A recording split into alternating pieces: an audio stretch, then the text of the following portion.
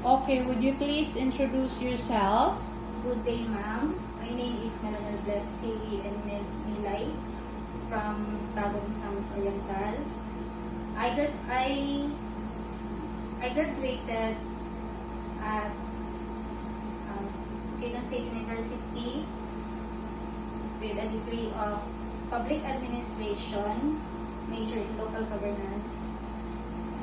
I have one son, 5 years old, and I have 5 brothers, and I am the 5th of the family. Okay, so do you have experience as a domestic helper before? Yes, ma'am. Where? In Cagayan de Oro City, Philippines. Okay, how long did you work? 2 years, ma'am. Okay, what are your duties and responsibility? I took care of 3-month-old baby boy, and I do cooking, cleaning the house, and ironing. Okay, so how many are they in the family?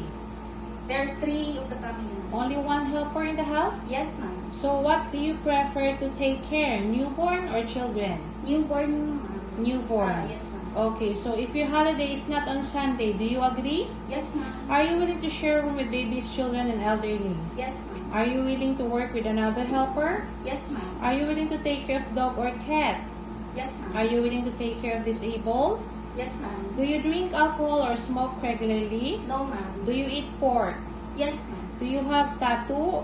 No, ma'am. Do you have vision problems? No, ma'am. Do you hold any certificate like first aid caregiver, nurse, and babysitter? I need no, ma'am. Have you any prolonged illnesses undergone surgery?